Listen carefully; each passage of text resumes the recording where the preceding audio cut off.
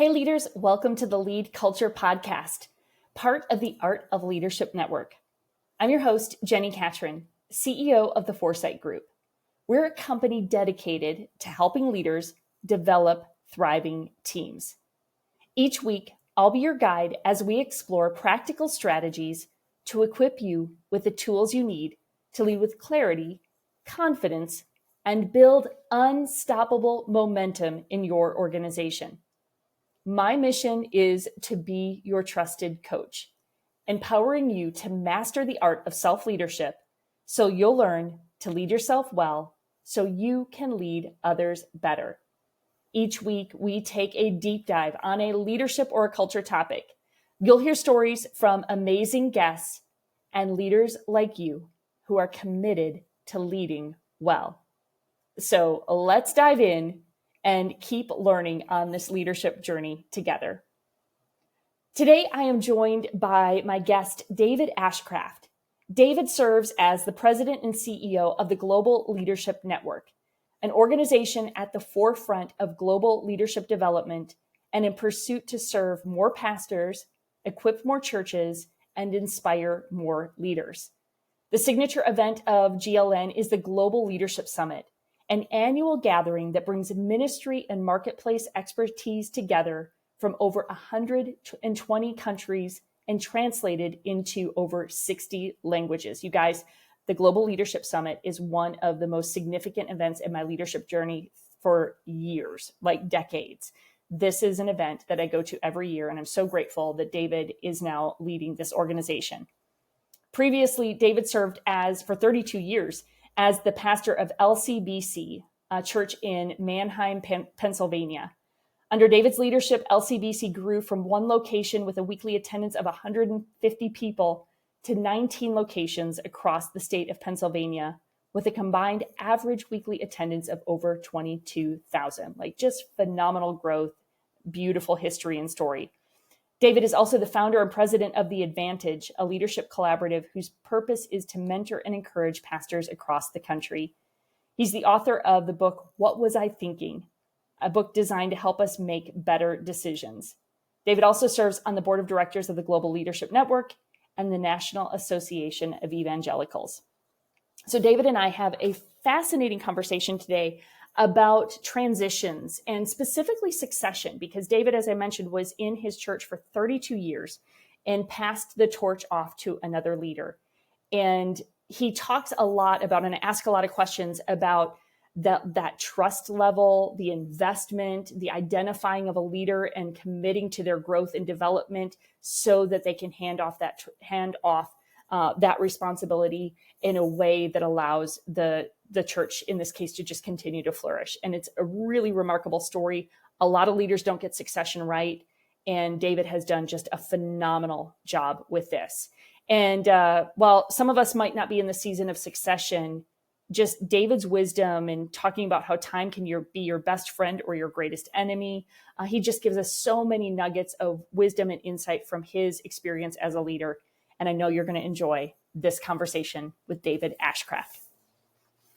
Well, David, I have been looking forward to this conversation. You and I have been acquainted through the years, but not had a lot of opportunity to sit down and have a good leadership conversation. So thanks for joining me today.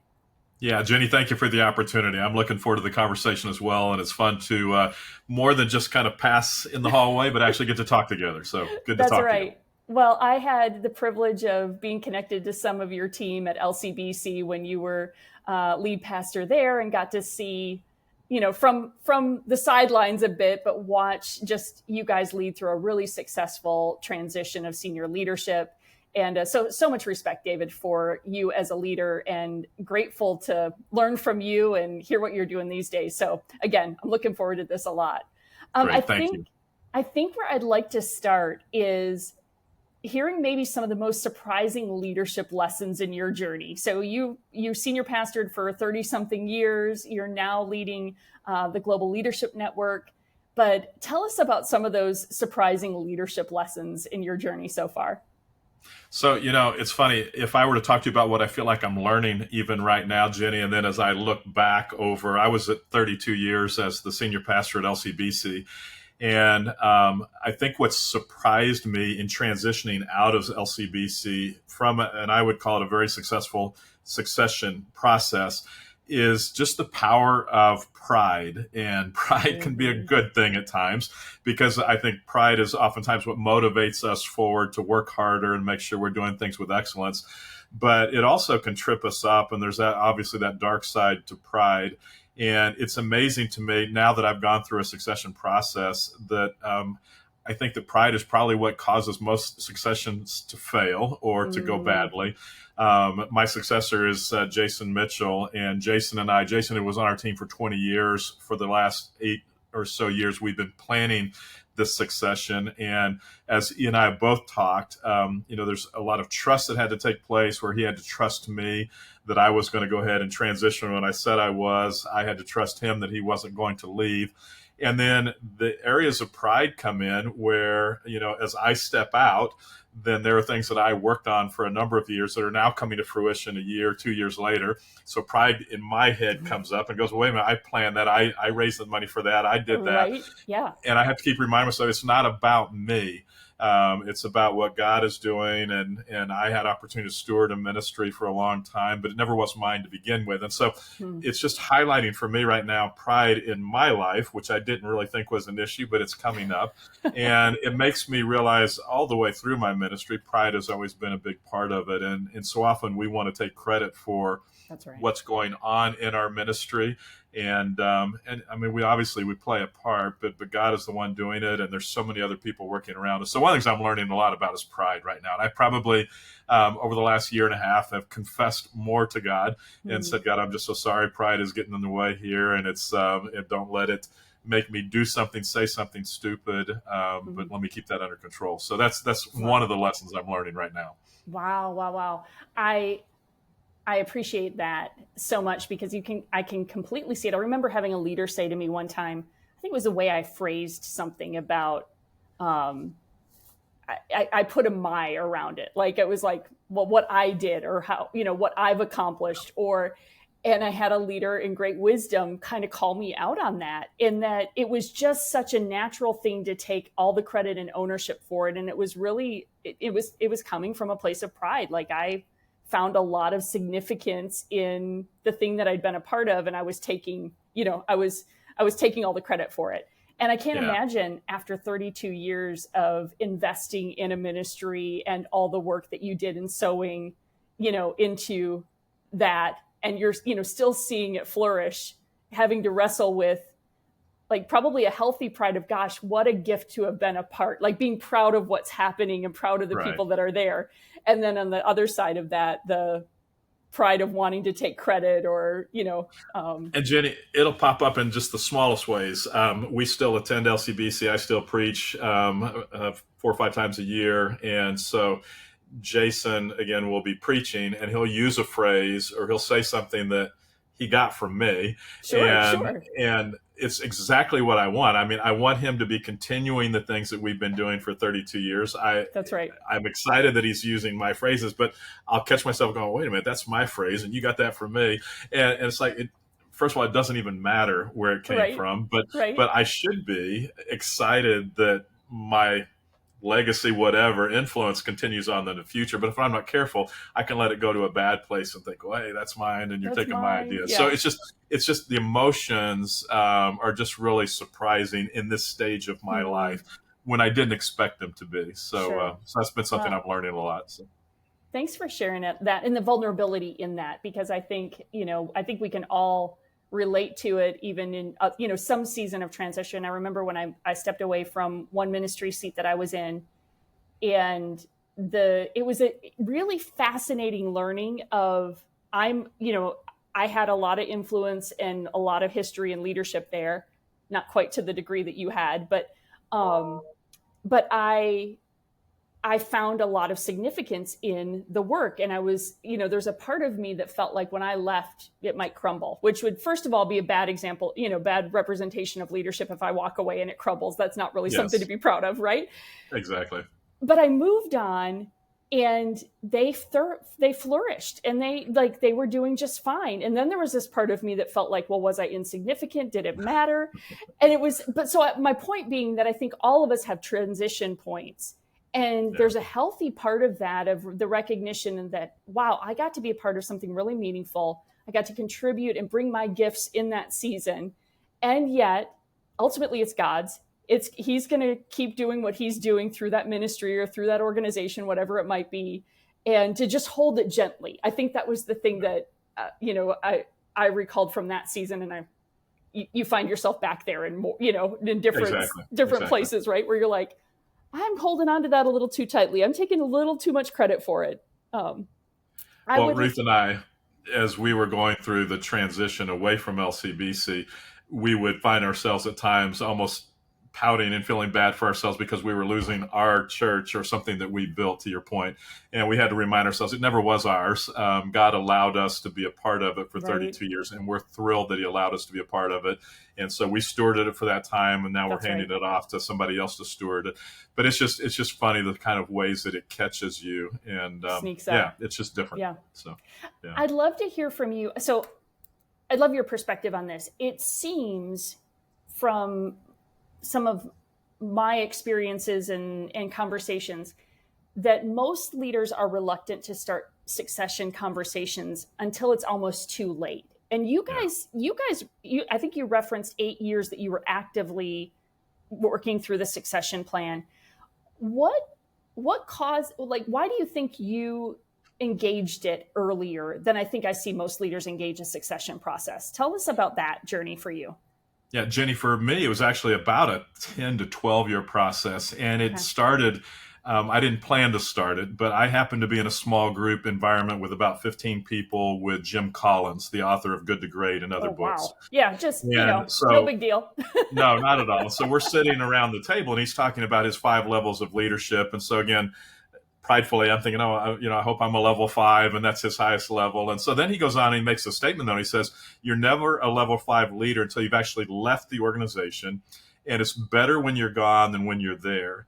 And that really struck a chord with me. And so I walked away from that saying, I want LCBC. And LCBC just stands for Lives Changed by Christ. And that's kind of the name of our church. We just say we're a community of people whose lives have been, continue to be changed by Christ. But I just made the decision then I want LCBC to be better when I'm gone than when I'm there.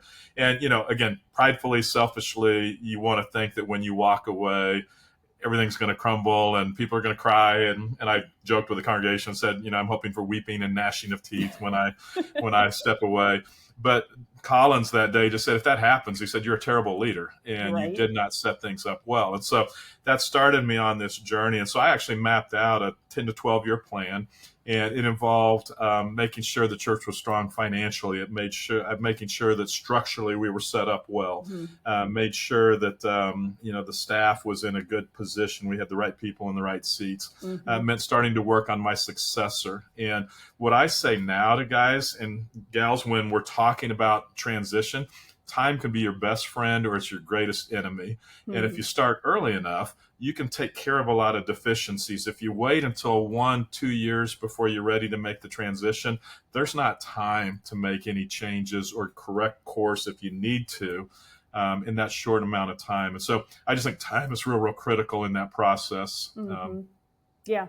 Well, and I wonder, David, sometimes what I notice is that sometimes those second chair leaders that might be the candidates for succession give up too quickly because it doesn't seem like that senior leader is ever going to leave. Yeah. How did you handle that? Because you have some remarkable leaders, including, of course, Jason, who is now stepped into the lead seat. Was communicating that early? Was that a key part of retaining some of those really gifted, talented leaders? So it wasn't something I wanted to talk about publicly or even among the staff. So we did not talk about it. I talked to the elders and presented my plan, but I didn't want to go to every board meeting and have them say, how's it coming? How's it coming? Because it was a 10-year plan. And so that's the last thing I wanted every month to be asked that. And so we pulled apart a subgroup of 4 people that had been former chairman of the board, people that the board members trusted, people that I trusted. And then that was a little subcommittee, and we met twice a year for that 10 years. Wow. And I would kind of talk through them with the process. And where time was our friend, Jenni, was so Jason specifically, I first brought his name to that group of 4 about 8 years in. And I said, this is who I think would be my replacement. And they were like, there's no way. There's no way he's not ready. He's not. And I said, so what are the deficiencies? So they named him. And so I said, okay, well, then let's go to work on those things. And it was simple things. It was not enough leadership opportunity or training. And so we got him involved in a business leaders cohort, a CEO's cohort, so he could learn how to lead an organization. It was lack of training theologically. So he went and got a master's degree.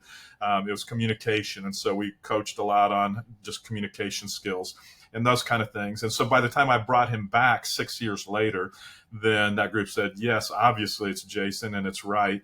And had I not had that plan, and I did talk to Jason right off the bat, we sat in my basement, we drew it on a board. I said, this is what I'm thinking. Don't know that it's going to happen, but this is kind of where I'm tracking.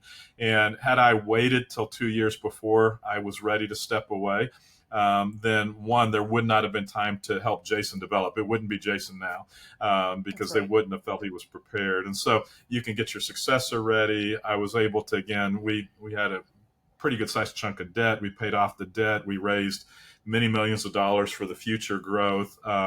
We restructured the staff. So many things happened during that 10-year period. And one of the other things that was probably real critical, everybody's typically worried about what are you going to do next? And I did not want to take my focus off of LCBC. So I told the board, if we can work out an agreement where you will continue to somehow employ me for several years after I make this transition, then I will keep my eyes focused on the church and not on the next thing I'm building. Otherwise, I'm going to start building another career and I'll not be giving my full attention to LCBC. So we were able to come to that agreement in writing. It's a contract, and that helped me focus on LCBC. And then it let me walk away, not when it was right for me financially, not when it was right for my family necessarily. It wasn't even necessarily right for me, but it was right for the church. It was right for Jason. And again, he had to trust me that I wasn't going to prolong and stay longer. I had to trust him that he wasn't going to walk away because I was counting on him. And so there's a lot of different factors, but time was really critical with all of it. Gosh, I resonate with what you were saying there about, you identifying, you saw the potential in Jason. Of course, you were working with him, day in and day out. And so you saw the potential. Team of advisors is like, I don't know if we see it, but because of that gift of time, you were able to invest and develop. And I think I see that happen so often with, leaders that maybe move into succession a little too late, and they look around and they don't see anybody who's ready now. And then they're looking for an outside person, which is typically seems like a much more challenging succession, is bringing somebody in from the outside. So I just love that. I love the foresight around that you had of, then we can give the time and energy and development to this individual, which is just he's building trust on both sides. Which is really powerful. The number one comment I hear from leaders now when I talk about succession, they'll say, oh, well, I don't have somebody on my team to take my place. And again, they're usually looking at 1 or 2 years out. And I think that's the wrong time to start. If we start, and I was in my mid-50s when I started the process. And so if we start then I think they may be on our team. We just have to develop them.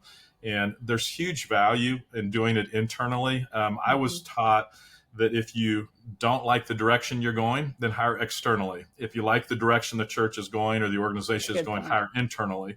And if you hire externally, and we've all hired people just on our teams from outside the organization. And for us, it takes 2 years before they even have our DNA. So even though if you hire a leader to take your place from outside the church, if they say they're going to go the same direction, they use the same words, they've got the same ideas, but it will change and your church will go a different direction. So the board and I were very clear. We wanted to see us continue in the trajectory we were going. So internally was our decision. So then it's like, now who do we need to develop to be ready for that? So yeah, that's so good. Do you get pushback from, so I love that you said you were in your 50s when you started this process. And again, like in our 50s, we're like, I still feel like I got a lot of years, forever. Right? Exactly. Yeah. So do you hear that criticism from other leaders? Does it scare them to start that process at that stage of life? And how do you coach them through that? Well, I mean, and even I felt I'm way too young for this. I don't need to be thinking about this yet. And so I guess a couple things I would say. First of all, in the transition, are you thinking about what's best for you, or are you thinking about what's best for the church? And I think we've got to focus on the church first, because that's what God has given us responsibility for, or the organization we're leading. And so focus on that first, and then figure out how my needs or my timing fits into that.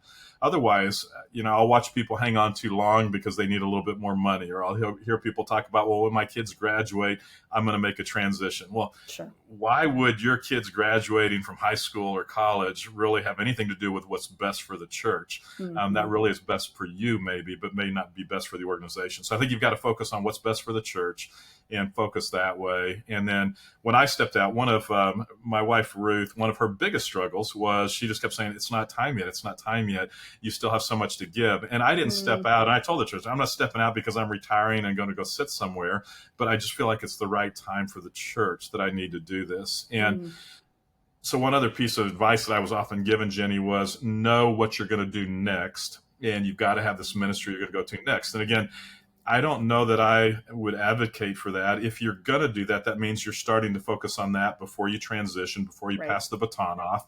And, Summer Olympics are coming up, and we're going to watch relay races, and batons are going to be dropped and things.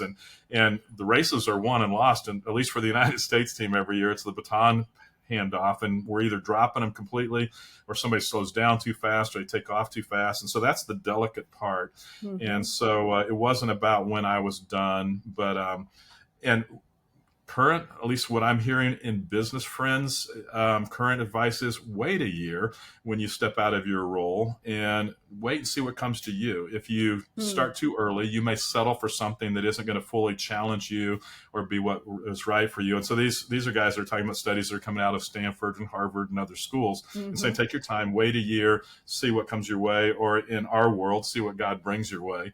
Sure. And kind of go from there. And so that actually happened for me, where this wasn't part of my plan to lead the GLN when I made that transition, but a number of months later, it came into the realm of possibility. And had I had something else that I was heavily into, I would not have had this opportunity. Yeah. Talk about that transition a bit. So, I mean, I'm making an assumption based upon our conversation and the bit I know of you that leadership is a passion point. I think you've demonstrated that, and just the culture at LCB has such a strong focus on leadership. So from the outside looking in, Global Leadership Network feels like a really natural spot. But tell us more about that experience for you and making the decision to step into that role. Yeah. Well, what I was already going to be doing was working with pastors, but specifically in the state of Pennsylvania. And probably about, 8 or 9 years ago, we felt like as a church, God was challenging LCBC to impact the state of Pennsylvania. And again, pridefully, arrogantly so, we thought, oh, that means LCBC locations all across the state of Pennsylvania. And it may end up being that. But we very quickly realized, no, it's not about LCBC everywhere. It's about working with other pastors that are already in Pennsylvania. And so we started an organization working with the 75 largest churches, their pastors in Pennsylvania, and just saying, how can we together change the state? So I was already doing that, but it wasn't keeping me real busy. Probably about 4 months into my transition, Ruth, my wife, one day said, you need to go find something else to lead. And then she said, and it's not me. And apparently I'd been trying to lead her more than she was wanting or needing around the house. So that kind of opened the door to say, okay, it's okay if I look at something else. And right about that time, the GLN came into play. The focus of the GLN is really on how can we serve as a tool for pastors to help them be better leaders, but help people in their church be better leaders, people in their communities be better leaders, ultimately so more people can be introduced to Jesus. And so it's just a very natural transition for me to step into this role. That's so good. What has that been like after 32 years in one organization that you had obviously lots of influence in helping shape, and then you step into a new organization, probably a new culture, an organization that's in a bit of like rebuilding because of a lot of transitions? How is that adjustment going to something new after 32 years in a known entity? So for me personally, it's been very exciting. I've thoroughly enjoyed it, Jenny. Some pastors, when they step away, all they want to do is preach. And I enjoy preaching, but I would not want to do that every week. And that's part of the reason, one of the reasons why it's worth starting to think about transitioning in your 50s as opposed to waiting till you get into your mid 60s is, at least for me and a lot of the guys that I've talked to, you start getting into your early 60s. There are things that I was doing at 58, 59 that I thought I could do this the rest of my life. And I'd love doing this. And then 2 or 3 years later, I'm going, man, I can't wait till I don't have to do this anymore. And so whether it's preaching or leading the staff or whatever it is, and so reasons to start earlier. But for me, what's been fascinating is leadership. I think it doesn't even necessarily matter the organization. So many of the principles are universal, and That's people right. are people. And so one of my main jobs at LCBC was casting the vision and setting the vision, and then making sure we don't lose focus on that vision or mission of the church. And so probably the last 10 years of my time at LCBC, a lot of it was just saying no to a lot of good ideas, but they weren't the best ideas. Sure. And we would constantly talk about, let's do what's best, not what's good, or be sidetracked by what's good.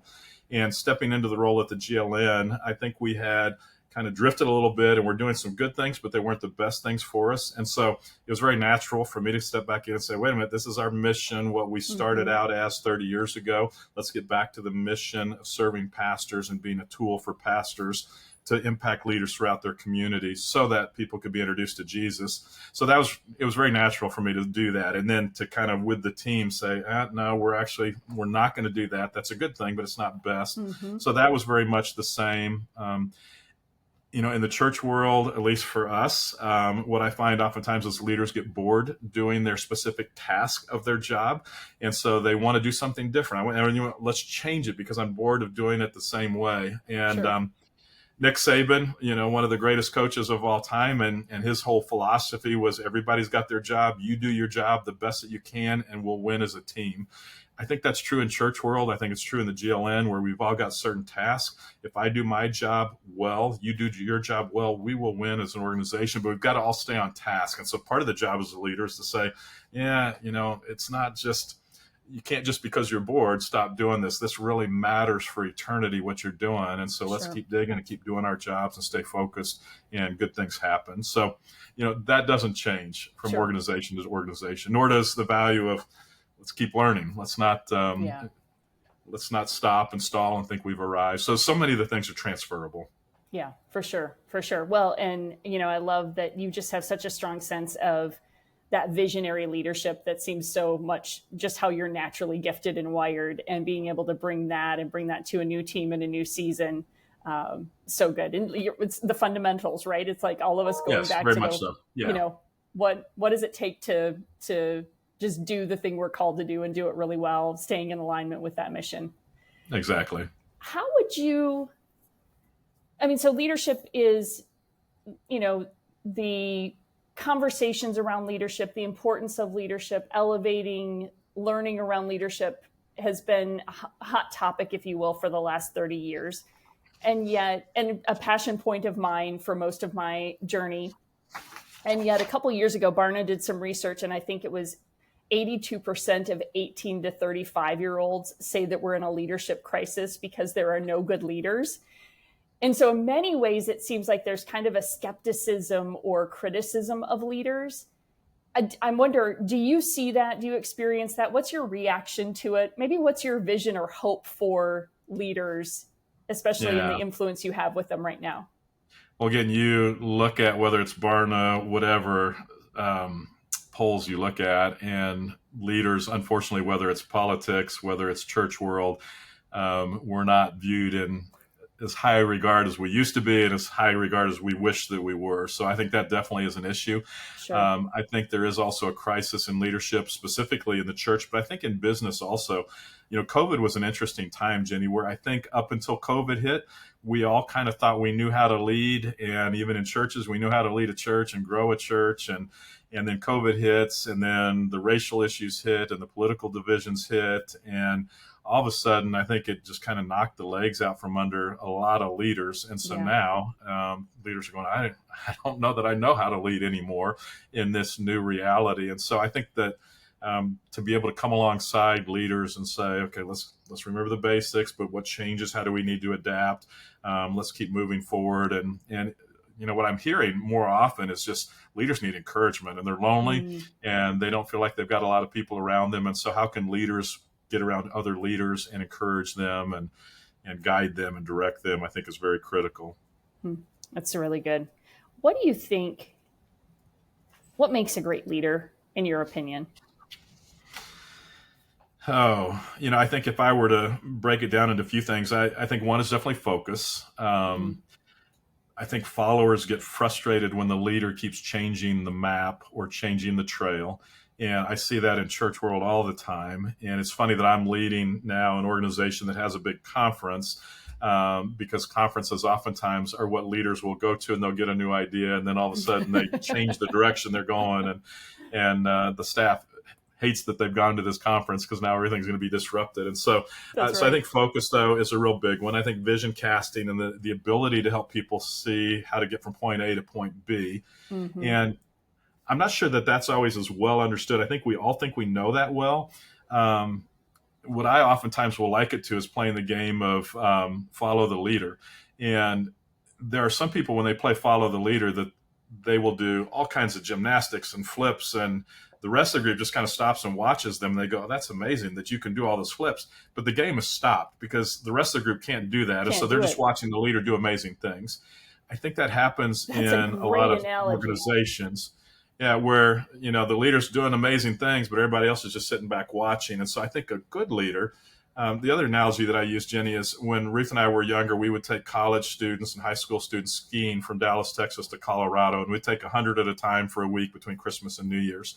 First day on the slopes, you've got beginners, you've got experts, and all of the experts would try to pull all the beginners up onto the slopes. You don't need lessons, we'll show you. And so they'd get them up on the top of the mountain on all these black diamonds. And we had skiers all across the mountain just sliding down on their bottoms, trying to get to the bottom. So the next day, I would take most of those beginners and encourage them to get lessons, but also just take them on the blue slopes or sometimes the green slopes. And I would ski with this group of 30 people, and I'd go down to the next stop and wait for them to catch up to me. And somehow a leader can't get out in front of people too much that they lose the people following them. So I think, that's part of casting vision, is how to get from point A to point B. So I think focus, I think vision casting, I think trust is a huge one as well. And you mentioned younger people maybe not viewing leaders in high regard. I think that's probably broken trust. Are they going to do what they say they're going to do? Do they have a track record of doing what they say they're going to do? I think longevity, the only way you get that is longevity. And you're either going to have a long record of broken promises or a long record of following through. And so I think there's something really important in longevity and leadership. And so I don't think it's just because I was one place for 32 years, but I think that there is something about being there a long time that earns the respect of others. I constantly, would watch other pastors looking out to see what else is there. What's the next best thing that I can go to, especially when it was difficult. Yep. And very early on, I said to God, actually, when I went to LCBC, I'm not going to go looking for other opportunities. If you want to move me, you're going to have to do it, but I'm not looking. And there were plenty of times, early days, that it was really, really hard. And it would have been easy to look and say, oh, God's calling me someplace else. But I'm not sure that he really was. So I think longevity, I think integrity, obviously, is very important. I think being able to work with excellence and doing things well. I think somebody that's growing and teachable. And teachable is a really, really big one. I know for me, and you talked about our leadership culture at LCBC, not only did they need to trust me, but I needed to trust them. And if there was a evolving, growing leader, if he or she didn't follow through on their commitments, or they didn't do it to the standard they could have done it, then all of a sudden my trust begins to wane in them. And before long, I'm not really asking them to do much, nor am I giving them opportunities because I didn't trust them. And so trust goes both ways in that whole thing. And I think the right DNA, I mean, somebody might be a great leader in one organization, may not be in another one too, because the DNA just isn't right. And so they struggle from that standpoint. So, I mean, those would be some of the things that I would look for and say that's what a good leader is. So. You just gave us a master class in that. That's fantastic. Like, I think if we went back on those handful of things you just rattled off, I think it would serve us all well. David, and what's interesting, Jenny, I was going to say what's interesting, and one of my challenges, even with the Global Leadership Network, we've been going for 30 years, and I learned so much in my early years of ministry from the Global Leadership Network on how to do leadership. The problem is now, those of us that have been hearing it for 20 or 30 years, we go, oh yeah, that's the basics. We don't need to hear that. But I keep saying, but we've got 20 somethings that are just starting to lead. They need to hear the basics. That's right. Where are they going to get it if we don't teach them the basics as well? So it's just interesting to try to figure out how you keep moving everybody forward. So that's really good. Yeah, you're exactly right. I think sometimes I forget that some of the team members that are maybe newer to the team, or, I forget that I've had the number of years of experience I have had, and then I've still got so much more learning and growing to do. But I think I think sometimes I overlook some of those foundational things that were so instrumental in my early growth as a leader. And I did that, I got that. And in fact, every one of them, there's a new lesson to be learned in new seasons. And so even looking back at that list that you just shared, it's like, gosh, I might have dug into that or learned something about that in one season, but then the application of particularly the trust piece or the working with excellence piece. Well, what does that look like now? What does that look like in this stage and in this season? What do I need to be learning there? So really good and helpful things for us to think about. I would love, as we wrap up, to know, how would you coach or encourage? So you've got leaders that are listening, many of them in their 30s, 40s, probably 50s. They're leading other people on their teams. How would you coach them? One or two things that you would say, hey, just stay focused on this. If I'd give you one word of advice, here would be my encouragement. How would you coach the leaders listening today? Oh, man, it's all going to sound very mundane. And the first thing I would say is love God and love your family. We just keep hearing announcements after announcement of somebody that stumbled or tripped up. And so I would just say, love God and love your family more than you love the spotlight. And I think that pastors, though we don't think we like the spotlight, we like the spotlight. And, before I stepped away from LCBC, I don't know how many messages I preached that your identity is in Christ. It's not in what you do. And then when I stepped away from LCBC, I realized, my identity was wrapped up in what I did. So I'd probably preach those messages differently now. But I think we can get to the point where we love the spotlight. We love the attention. We love there are still people that give us honor and respect. And so do I love that more than I love my family or I love God? So that would be one thing, is just keep that right. And I don't believe that there's such a thing as balance in ministry, because you're not going to achieve something great by doing lots of things fairly well. You're going to focus on a few things and you're going to be great. And so for me, I didn't have hobbies, and I know we're told you got to have hobbies. I didn't have time for hobbies. I focused on my family and the church. That's where all of my time went. And I think LCBC is what it is in part because of that focus. And so you have to decide, kind of where. I think there are rhythms in life that we've got to watch so that we don't give up on our family. But as senior leaders, we have opportunities we're not working 9 to 5. And so I may have to work a lot of mornings at 6 a.m. with breakfast meetings, or I may have to work evenings, but I can sneak out in the afternoon at 3:30 to coach my son's baseball team. And I did that for 3 years. And so there's trade-offs. And yes, I have to work Sundays or Saturdays, but I could take other time too. So we just have to make sure we're focusing on family, focusing on a relationship with God. I think keep learning, don't settle, and make sure that you continue to learn. And there is a point where you think, oh man, do I know it all? But I hope that even as I continue to age, that I will continue to learn and grow. And so staying focused, which again, I've said that the entire time we've been talking, but stay focused. Don't lose focus on what you're doing. And then stay put would be the other thing I'd say. Don't always be looking for the next best thing. And I'll go back to where we started. Jason, who took my place, started out in student ministry for us. Middle school director, and then student ministry director, and then kind of a broader span, then was a campus pastor for us. And he was able to keep moving in the organization, but he stayed put. And he could have left and gone someplace else, and he could have led and done well. He wouldn't have had the opportunity he has now at LCBC had he chosen to move. And so I know that doesn't work that way for everybody, and there are times that you do have to make a move to another organization, but I'm not sure we have to make it as often or as quick as we often do. So I think staying put and doing your best there is key. So. Really good. Really good. David, how can we connect more with you, learn more about the Global Leadership Network so that we can keep learning and growing as leaders? Yeah, well, if you don't know anything about the Global Leadership Network, it probably, and I would have said this before I was leading the organization, but I think it's one of the premier leadership development organizations sure. in the world. And we have about 300,000 people that connect with the summit that we do each August. And so every August, second week of August on a Thursday and Friday, we host the Leadership Summit. And our focus really, Jenni, is to say we can all learn from anyone if we're humble enough. And so we start every summit by saying, if I am humble enough as a leader, as a Christian leader, I can learn from non-Christians, or non-Christians can learn from Christians, or business leaders can learn from pastors, and vice versa. And so I think it's a great environment to learn, and one that I would encourage people to check out if they haven't checked it out. If you stepped away from it, step back in. We really are saying, how do we be a tool for pastors to develop leaders in their church, in their communities? And so I think it's a real worthwhile thing to be a part of. And I think it's real helpful in your organization, whether it's a business or a church, to build a leadership culture in your organization. And for so long, Jenni, I would hear about a mythical leadership pipeline, that somehow we could just build this pipeline and we just open the spigot and leaders pop out. I've never seen that work. And so for us, it wasn't so much a leadership pipeline as it was building a leadership culture. And if you can build a culture of leaders, then when you have a need, then you can teach the person the skills that they're going to need in that particular task. But you've got people that are already leaders. They're there. Now you just have to figure out what role you're going to put them in. So I think the summit helps do that in great ways in organizations. And so check out, it's just globalleadershipsummit.org. I think globalleadership.org is their website, but you can check it out.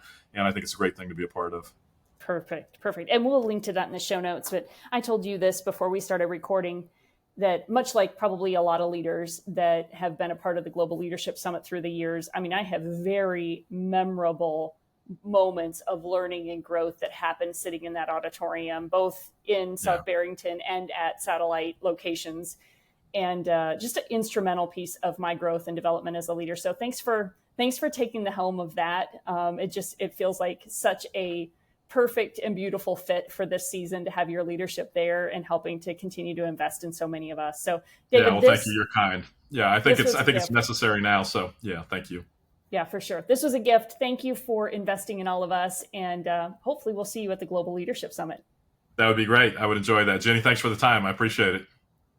All right, friends, such good information there. If you have not checked out the Global Leadership Summit, you can get registered for next year's event now. In fact, it often sells out in some of the locations. So you want to make sure you go check that out, get registered to sign up for the Global Leadership Summit. I promise you won't regret it.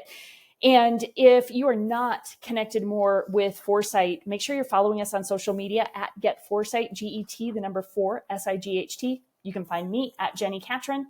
And of course, we have a weekly newsletter that is where I am sharing articles, blog posts, new book information, all the things before they get in other places come through my newsletter. And so if you're not signed up, go to Get Foresight, GET, the number 4, SIGHT.com. Little pop-up will show up there to sign up for the weekly Insights newsletter. I'd love for you to get on that list because book launch details are coming and everybody on my email list is going to hear about it first. So we're going to have lots of fun stuff, extra bonuses, opportunities to dig into some of the culture work before the book even releases. So you want to make sure you go check that out at getforesight.com. All right, friends, thank you for joining me this week. Keep leading well, and we'll see you next week.